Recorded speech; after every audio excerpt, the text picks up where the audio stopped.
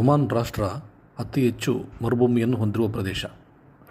ಈ ದೇಶವು ಹೆಚ್ಚಾಗಿ ಬಿಸಿ ಮತ್ತು ಶುಷ್ಕ ವಾತಾವರಣವನ್ನು ಹೊಂದಿರುವ ಮರುಭೂಮಿ ಪ್ರದೇಶವಾಗಿದೆ. ಇಲ್ಲಿ ಬೇಸಿಗೆಯಲ್ಲಿ ತಾಪಮಾನ 50 ಡಿಗ್ರಿಯಷ್ಟು ತಲುಪುತ್ತದೆ ಮತ್ತು ಮಳೆ ಪ್ರಮಾಣ ವರ್ಷಕ್ಕೆ ಸರಾಸರಿ 100 ಮಿಲಿಮೀಟರ್ಗಿಂತ ಕಡಿಮೆ ಇರುತ್ತದೆ. ವರ್ಷದ ಬಹುತೇಕ ಭಾಗಗಳಲ್ಲಿ ತೀವ್ರವಾದ ಬಿಸಿಲು ಮತ್ತು ಕಡಿಮೆ ಆರ್ದ್ರತೆ ಇರುತ್ತದೆ. ದೇಶದ ಹೆಚ್ಚಿನ ಭಾಗವು ಮರುಭೂಮಿಯಿಂದ ಕೂಡಿದ್ದು ಸಸ್ಯಗಳು ಮತ್ತು ನೀರಿನ ಮೂಲಗಳು ಬಹಳ ವಿರಳವಾಗಿದೆ. ಈ ಒಮಾನ್ ರಾಷ್ಟ್ರದ ಮ್ಯಾಪನ್ನು ನೋಡಿ. ಬಹುತೇಕ ಪ್ರದೇಶವೆಲ್ಲವೂ ಮರುಭೂಮಿಯಿಂದ ಕೂಡಿದೆ. ಕೆಲವೊಂದು ಕಡೆ ಮಾತ್ರ ಹಸಿರಿನ ಜಾಗವಿದೆ, ಅಲ್ಲಲ್ಲಿ ನೀವು ಕಾಣಬಹುದು. ಅಂತಹದೇ ಒಂದು ಜಾಗ ಈ ಹೇಲ್ ಅಲ್ ಗಾಫ್. ಇದು ಮಸ್ಕತ್ನಿಂದ ಸುಮಾರು 70 ಕಿಲೋಮೀಟರ್ ದೂರದಲ್ಲಿದೆ.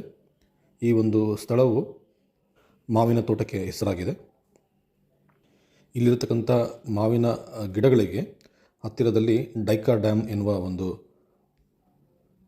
ಸರೋವರ ಇದೆ. ಅಲ್ಲಿಂದ ನೀರು ಸಪ್ಲೈ ಆಗುತ್ತೆ. ಈ ಮಾವಿನ ತೋಟಗಳ ಸುತ್ತಲೂ ಮರುಭೂಮಿ, ಆದರೆ ಈ ಪ್ರದೇಶ ಮಾತ್ರ ಹಚ್ಚ ಹಸಿರಿನಿಂದ ಕಂಗೊಳಿಸುತ್ತದೆ. ಸುಮಾರು 100 ಎಕರೆಯಲ್ಲಿ ಹರಡಿರುವ ಈ ಪ್ರದೇಶದಲ್ಲಿ ಮಾವಿನ ಮರಗಳು, ಬಾಳೆ ಗಿಡಗಳು, ಖರ್ಜೂರದ ಮರಗಳು, ಪಪ್ಪಾಯ ಗಿಡಗಳು ಇಷ್ಟೇ ಅಲ್ಲದೆ ಹಲವಾರು ಹಣ್ಣು ತರಕಾರಿಗಳನ್ನು ಬೆಳೆಯುವ ಗಿಡಗಳನ್ನು ಇಲ್ಲಿ ನಾವು ಕಾಣಬಹುದು. ನೋಡಿ, ಇಲ್ಲಿ ಮಸ್ಕತ್ತಲ್ಲಿ ಹೆಂಗಿದೆ ಅಂತ ಹೇಳಿದರೆ ಫ್ರೆಶ್ ಮಾವಿನ ಎಲೆ. ಎಷ್ಟು ಫ್ರೆಶ್ ಆಗಿದೆ ಅಂದರೆ ಈ ಹಬ್ಬ ಬಂದಾಗ ನಮಗೆ ಕಿತ್ಕೊಂಡು ಹೋಗ್ಬೋದು ಆರಾಮಾಗಿ. ನಂತರ ಇಲ್ಲಿ ಒಳ್ಳೆ ಹಣ್ಣೆಲ್ಲ ಬಿಡುತ್ತೆ. ಈಗ ಸೀಸನ್ ಮುಗಿದಿದೆ, ಒಳ್ಳೆ ಹಣ್ಣು ಬಿಡುತ್ತೆ. ಆಮೇಲೆ ಈ ಕಡೆ ನೋಡಿ, ಅಲ್ಲಿ ಬಾಳೆಹಣ್ಣು ಗಿಡ ಇದೆ. ಇಲ್ಲಿ ಬಾಳೆಹಣ್ಣಿನ ಗಿಡ ಇದೆ, ಪಪ್ಪಾಯ ಗಿಡ ಇದೆ. ಅಲ್ಲಿ ನೋಡಿದ್ರೆ ಡೇಟ್ಸ್ ಗಿಡ ಇದೆ. ಆ್ಯಕ್ಚುಲಿ ಖರ್ಜೂರದ ಗಿಡಗಳಿದ್ದಾವೆ ನೋಡಿ. ಅಲ್ಲೊಂದು ದೊಡ್ಡದಾಗಿದೆ ಖರ್ಜೂರದ ಹಣ್ಣು, ಈ ಕೆಂಪಗಿದೆ ಒಂದು. ಈ ಲೈನಲ್ಲಿ ನೋಡಿದ್ರೆ ಕಂಪ್ಲೀಟಾಗಿ ಮಾವಿನ ಗಿಡಗಳು,